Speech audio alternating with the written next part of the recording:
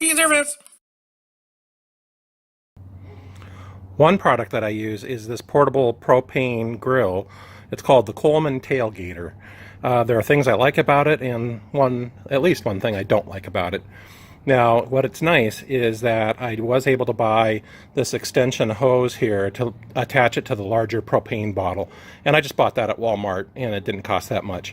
This is typically designed to run off the 1-pound propane bottles, the type that you just screw in. But I just bought this adapter so I wouldn't have to just keep going through those 1-pound bottles and instead just have this larger tank that I can refill. So one thing that is nice about this is that it does collapse down into a smaller size. So let's go ahead and do that. Okay, it's a simple one-handed operation to both put it down and then to lift it back up.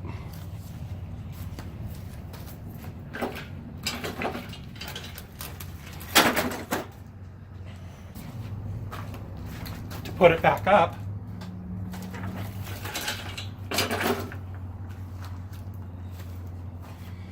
it's just that easy. One thing I don't like about it is this cheesy lock right here. So here's the unlocked mechanism, and you can see it's just a little thicker than a paper clip, and it goes right into that slot right there.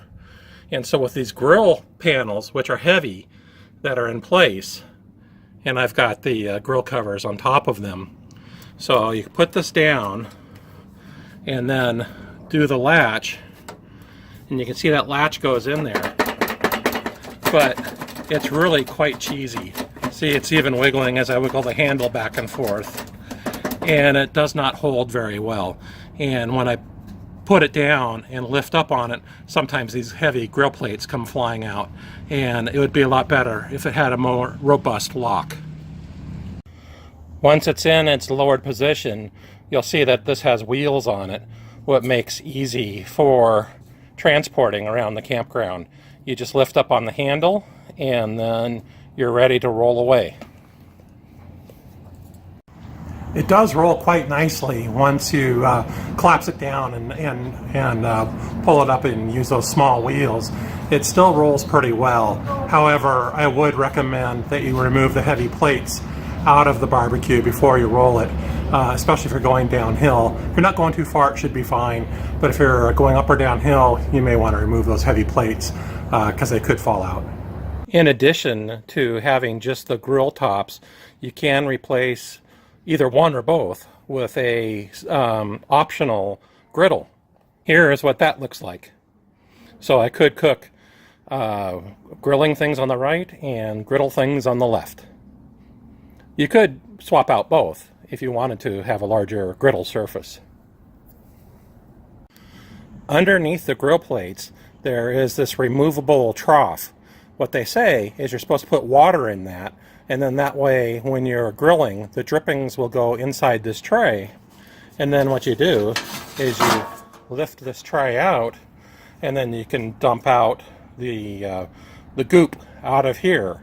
It does make quite a mess doing that, and be sure you empty this before you ever try to transport it, before you collapse it down and try to drag it along on those wheels, because it would spill out. But this is an option to go ahead and put water in that, and then that makes cleanup easier. I do not put water in it, but I do clean it after every use. I don't feel like the water adds a lot of value other than making a sloppy mess. Another nice feature of this grill is the pull-out side tables that come with it.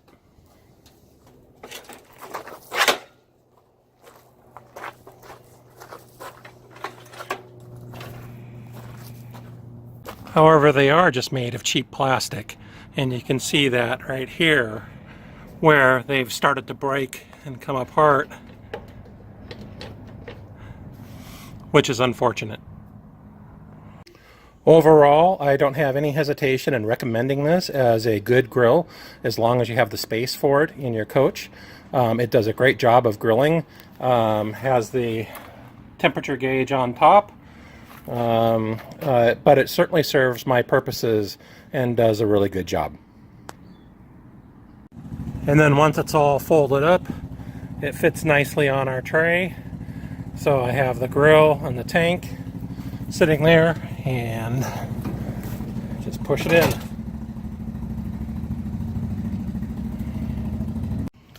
Well, every site has to have a camp chair, right? Well, here is one that we purchased. We saw some people using this type of chair at a baseball game. They were watching their children play baseball, and we thought, what a great idea. So we went to Dick's Sporting Goods and we purchased this chair. It's a rocking chair, yet it does not have your typical curved feet in it. Instead, it has these shock absorbers that allow you to rock. So here is Barb in her Freestyle rocker, which is the brand name, and you can see that it doesn't rock like a typical rocking chair, but those pistons in it give it that rocking chair motion. So Barb, give me a thumbs up if you like it. 2 thumbs up. This chair also comes with a pocket to hold your beverages. That's a large McDonald's cup in there, and it just doesn't really fit in there very well.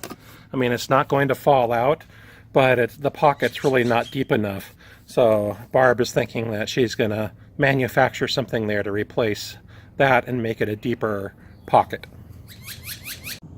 So what we did instead is we put this water bottle, it's just a regular small water bottle, in the pocket, and you can see how it is pretty precarious sitting in there. And instead, what we're going to do is Barb's going to manufacture a different kind of pocket, which we've placed on here.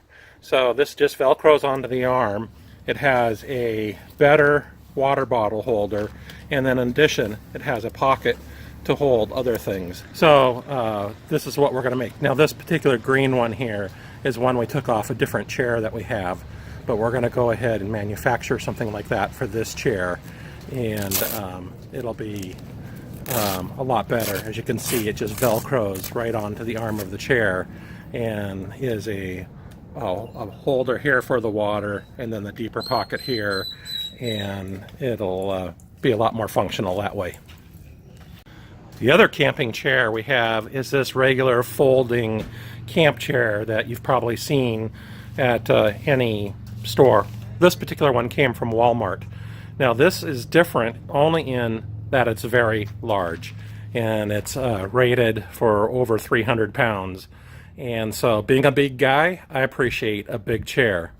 And this has the pockets in the handles here and here. I'm going to take that McDonald's cup and place it in there, and you can see even this very large cup fits in there, you know, very well. So this one was well built, and now I'm going to sit in it.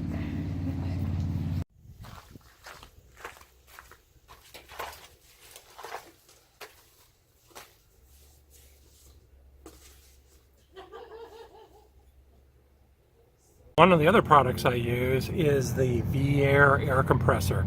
It's a small air compressor that hooks to a battery terminal, and it's mainly for emergencies, but I also use it to bring up the air pressure if it's just a few PSI in my tires. Right now the coach tires are pretty good, but my car tires are a little low. So let's take a look at that compressor. This is the Viair compressor. It comes in this really handy bag where you keep everything that you need to make it operate. And when you open up the clips here,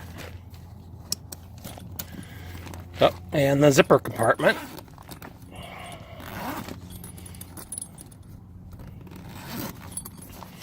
voila, there's the compressor. It comes with the tool to inflate the tires, with the pressure gauge, and then the compressor itself. And you can see it has the clips here that go on your battery terminal. So let's go ahead and hook this up.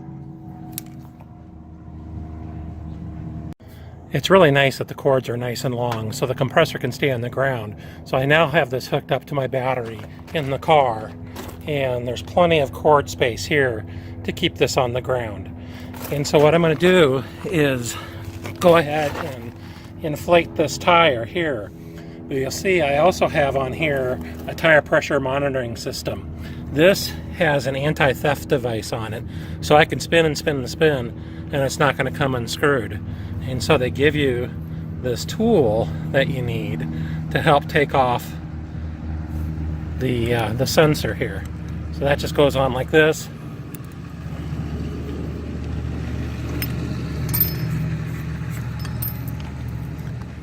I'm trying to do this one-handed. There we go. And then the sensor comes right off. These little sensors are pretty expensive little guys, and that's why I keep the anti-theft device on it on the tow car. I have these also on the coach as well. Included in the bag is the air hose that you'll need. There are actually 2 of these. When I hook this up to the coach, I end up with enough length to be able to do the entire coach, both sides. So this is actually quite long. Okay, with one end hooked up to the compressor, I am now going to hook this end up here into the gauge, and then I'll hook the filler part onto this.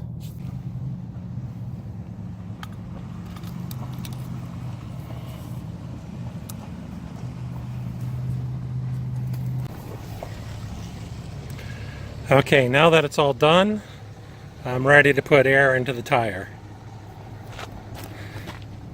Turn the compressor on, and you can hear that it is just not really that loud.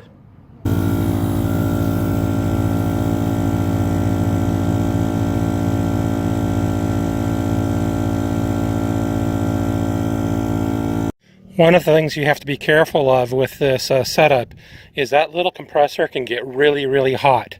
And so I tend to use it for a little while. If I'm having to put a lot of air in my tires, I'll let it rest for a while, and then I'll do the other tires later. It just seems to get so hot that I'm afraid that it's going to either burn me or burn up some of these plastic parts. But overall, it's a really good German-made compressor, and you can find them on the internet, and I highly recommend it. And in case you are wondering, in this coach I do have an onboard air compressor, and so there's the connection right there. So that connection will give me air as long as the engine is running. I'm not sure it'd give me 120 psi, which I use for my front tires, but it would probably give me enough to do the rear tires. And plus there are additional air doublers that you can add to make that pressure a little higher psi. But I do have alternate air here if I need it. So if that breaks down or I need to use that, I have redundant systems. Now this is my tire pressure monitoring system. I use the EZ tire system, and you can see now it is cycling through the tire pressures of the car. This part up here is the coach, and this part in the back is right here is the car. And it just shows you the tires, shows you their PSI, as well as the heat or the temperature of the tire. And I believe that's measured from the inside of the tire because it's going through that sensor that's on the valve. So this tire is 100 PSI at 81 degrees. I like those tires to be at 95 PSI, but the tire temperature is a little higher than it would be when you measured at your cold temperatures. It's just that the sun's out today, it's rather warm, so the tire temperatures are raised, which means the pressures are a little elevated as well. Man, that car needs a bath. Well, we also use this Hollywood bike rack. So it's really quite simple to use. It has a pretty low profile when the bikes are not on the rack. And in order to open up the back gate here, what I do, you'll see I'll come around this way. What I do is remove this pin right here and then just pull it back.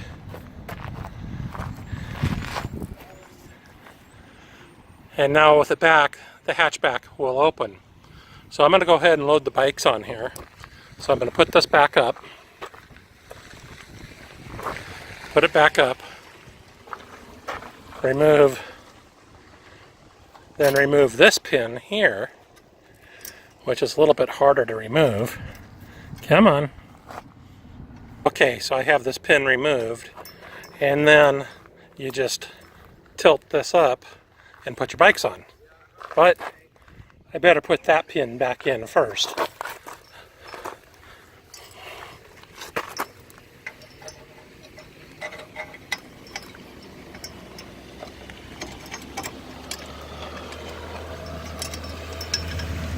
And then it just has this little clip on it that easily just clips it on. And same thing here. You'd end up putting this pin back in, and then I'll attach the bikes. About this particular bike rack is the use of these straps. It makes it really easy to strap down the bikes. One thing I don't like about this bike rack, let's see, I can't really show you maybe from this angle, but maybe more from this angle, is how much it wobbles back and forth. And so it's not really super tight in the hitch down there. Now this is the first bike rack I've owned, so I don't know if they're all like that. It's not an expensive bike rack. It was, you know, not the cheapest, but also not the most expensive.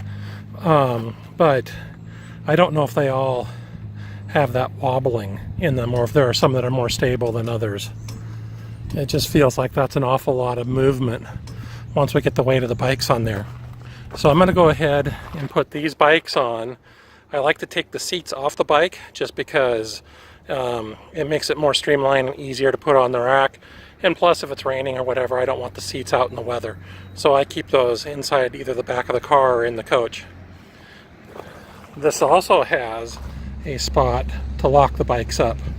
So you have a little hook here that I can use to put in a real simple bike lock system.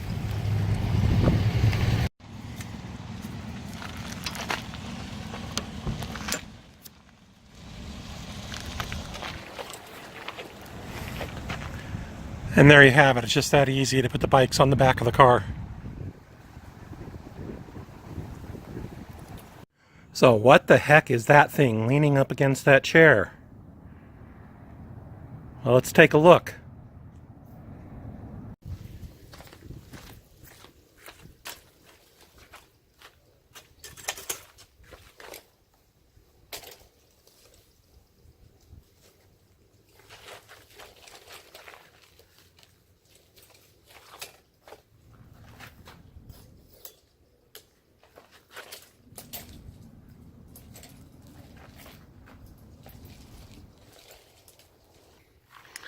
Yep, that's right. It's a wagon. Barb uses this to put her sewing supplies in and takes them down to the place where they do all the sewing. And she's able to tootle around the campground carrying her wares with her. Now, we have only used this a couple of times, but the times that we've used it, it's been very handy to have. And it does collapse up into a pretty small package.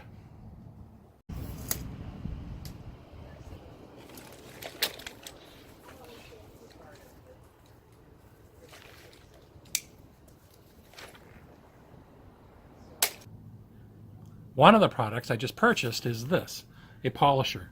So I'm going to give this a try on our aluminum wheels, and I'll show some before and after pictures. So let's take a look at what's in the box. Now this I just got at Walmart, 20 bucks. So let's take a look at it. Okay, here's the unit that I purchased. I'm going to go ahead and open it up. And the first thing I find is that there's, I have no idea what that is. I'm sure I won't use it. And then there is this, some bonnets, different kinds of bonnets that you can use. This is a foam one. This is more of a microfiber bonnet. And then the unit itself. So here's the unit. Now, right away, I'm wishing I probably bought a cordless unit, but I didn't. I got a corded one. That's probably why it was only $20. And then it has a little buffing wheel here. It has a foam pad on it right now. And so we'll see how well this polishes up the tires. Well, here's my wheel before I do anything. I mean, other than wash the dirt off it, I really haven't done much to this. So this is the before picture. Now the polish I'm using is this Mother's Mag and aluminum polish. So this is what I'm going to put on the bonnet and put onto the wheels. And here is the after.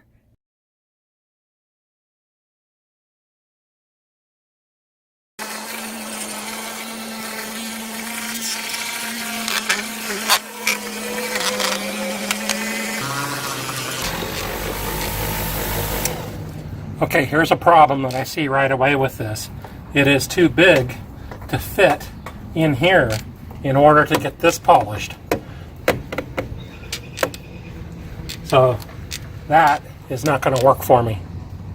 So I've prepared myself for this just in case that handheld polisher didn't work.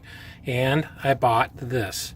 I already had the cordless screw gun, but I bought this attachment that goes on the end of it in order to do the polishing. And now with this, I'll be able to get in there easier to polish everything inside of here. So I'm going to give this a shot and see how well this works. So here's the after polishing of the wheel. And there was the trouble area that I had before.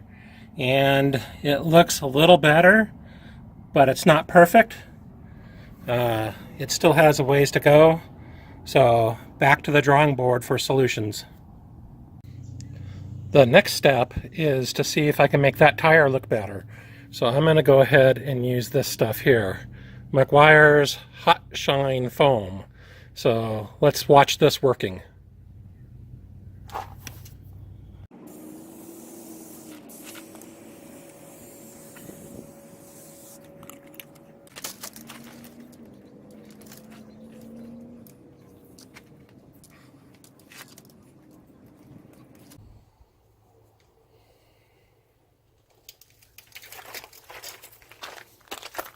Okay, so there you go. This is the tire that has not been worked on yet, and that one that has. I guess there's a little bit of a difference. Now for this tire, I used the Meguiar's foam, and so now I'm going to try a different product on this tire. You can see how it's not as shiny as the front tire. I'm going to go ahead and try this product called West Coast Customs Tire Gloss. So let's go ahead and use this and see if there's really a difference. Now this cost about $1 more than the Meguiar's, so let's see if you can even tell the difference. Okay, there we are. There's the tires. This one was the West Coast. This one was the Meguiar's. I think, for my personal view, standing here and looking at them, I like the look of the Meguiar's better. It was easier to put on with the foam. The mist was okay, but I did have to wipe some of the excess off. But other than that, you know, they're really not that much different. I just think you have a little bit of better shine over here. So 3 tires down. I should say tires and wheels down, and 3 more to go tomorrow. Here is a product that everybody needs. It is very quite simple, but I use this all the time. It's just a real simple step stool.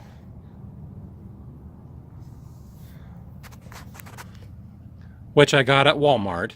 And it does hold a lot of weight. And it folds up and down very simply. You just push in each of the sides and it collapses down to something that's very thin and can be stored almost anywhere. Use it all the time. Wouldn't go anywhere without it. Cheap, probably 10 bucks. Don't remember exactly, but well worth it. We actually have two of them, one for inside the coach and one for outside the coach, and they get a lot of use. Well, we've made it to Gila, New Mexico, and we're going to be here for a few days, so that's our product review for this time. There are lots of other products that I use that are specific to the RV. I'll show those again on another day. Here in Gila, New Mexico, the weather is great. We went up to the cliff dwellings. I'll show some videos of that on the next video as well. And take care. And let me know if you like this. Give me a thumbs up if you do. And be sure to subscribe to the channel. Take care. So you can see here on the back of the coach, there is no longer a rock guard there.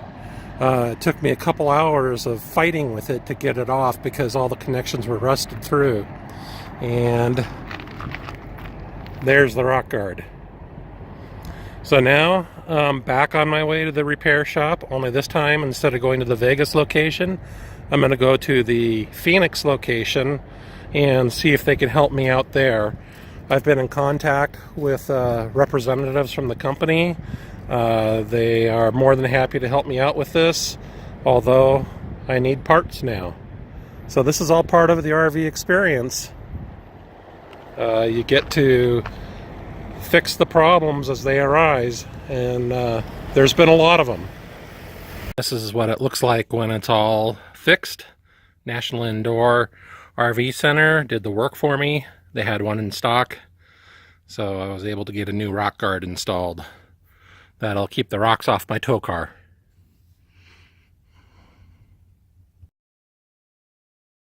E-service!